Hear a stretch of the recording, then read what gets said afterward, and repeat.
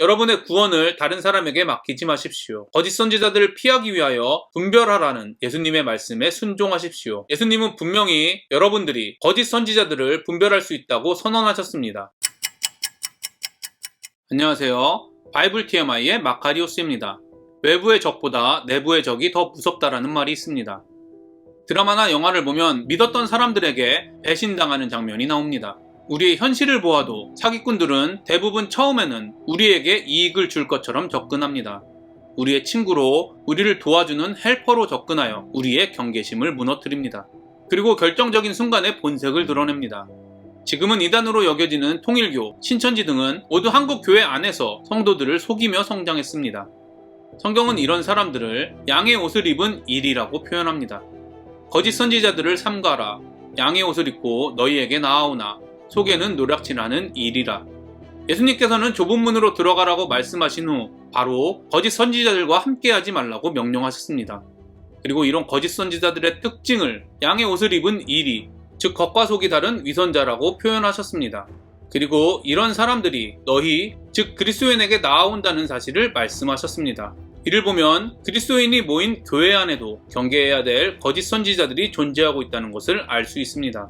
우리는 예수님께서 산상설교를 통해 위선, 특히 신앙적 위선을 피하라고 명령하셨다는 사실을 알고 있습니다.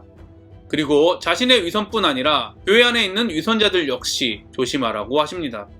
거짓 선지자로 번역된 헬라어 푸슈도프로 페테스는 헬라어 구약성경인 70인역에서 예레미야, 이사야, 스가랴 등을 대적하여 평화가 없음에도 불구하고 평화를 선포하며 인기를 얻었던 선지자들을 표현하는 단어입니다. 이 당시 성경에 기록된 선지자들의 메시지는 회개하고 돌아오라였습니다. 그러나 거짓 선지자들의 메시지는 괜찮다, 하나님께서 보호해 주신다 였습니다. 당연히 자신의 죄를 드러내고 회개하라는 참된 선지자들보다 하나님의 나라와 백성은 망하지 않기 때문에 보호해 주신다며 죄를 합리화하는 거짓 선지자들의 인기가 높았습니다. 저는 여러분들이 거짓 선지자들을 따른 이스라엘이 어떻게 되었는지 잘 알고 계실 것이라고 생각합니다. 저는 지금 시대의 교회를 살펴보기 원합니다. 제가 생각하는 한국 교회의 상황은 개독교라고 불릴 만큼 세상의 지탄을 받고 있으며 하나님의 말씀에 무관심하고 부지하며 구원의 능력은 온데간데 사라졌으며 더 이상 세상과 구별이 되지 않을 만큼 심각하게 세속화되었다고 생각합니다. 교회 다니는 수많은 사람들 역시 저와 동일하게 생각하실 것입니다.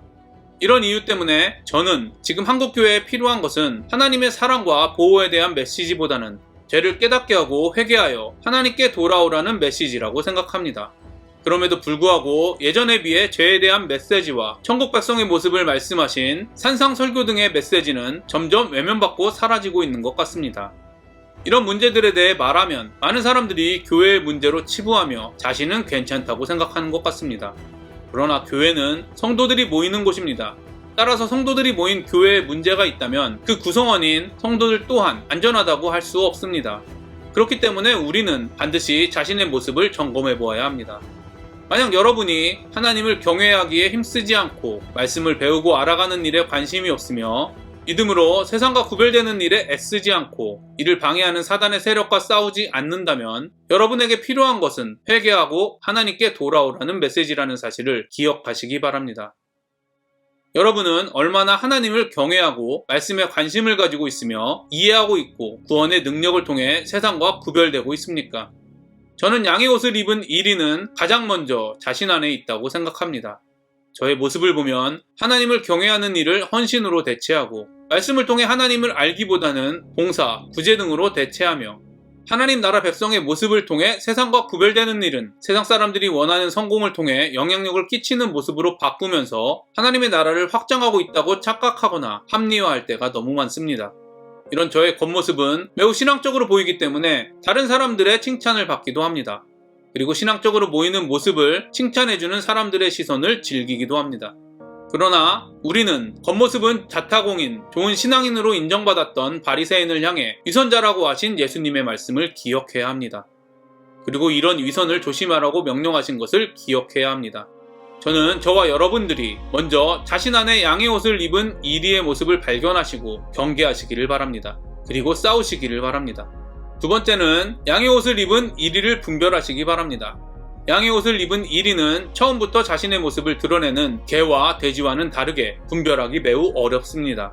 더욱 큰 문제는 이런 거짓 선지자들이 믿는 성도들에게 가까이 온다는 사실입니다. 이사야 등 올바른 선지자들을 방해하며 이스라엘 백성을 회개하지 못하게 한 사람들은 이방인이나 하나님과 상관없는 사람들이 아니라 선지학교 출신의 선지자들이었습니다. 예수님 당시에 예수님을 방해하던 가장 큰 세력은 이스라엘의 종교 지도자들이었습니다. 초대교회를 보면 외부의 온갖 박해와 고난뿐 아니라 교회 안에 예수님에 대한 다른 신앙을 가지고 있던 세력들 때문에 심각한 어려움을 겪었습니다. 초대교회 이단들은 모두 교회 안에서부터 성장했습니다. 교회사를 보면 외부의 박해보다는 잘못된 신앙과 세속화된 거짓 선지자들 때문에 더 큰 어려움을 겪었다는 사실을 알 수 있습니다. 세상과 구별됨이 아니라 세상보다 더 뛰어난 능력으로 세상을 바꾸라며 세속화를 합리화시키는 거짓 선지자들, 이단적인 사상으로 교회 안의 성도들을 잘못된 신앙으로 이끄는 거짓 선지자들은 항상 존재했습니다. 한국교회도 마찬가지입니다. 지금 한국교회에서 가장 문제가 되는 이단인 신천지는 20-30년 전부터 교회 안에 침투해 열심히 있는 교인들을 신천지로 개종시켰습니다.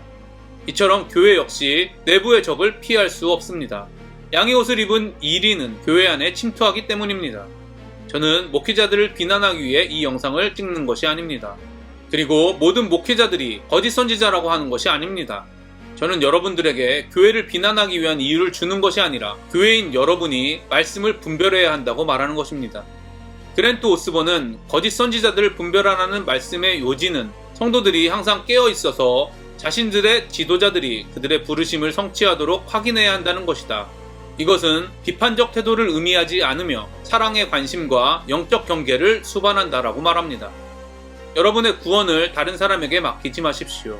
거짓 선지자들을 피하기 위하여 분별하라는 예수님의 말씀에 순종하십시오.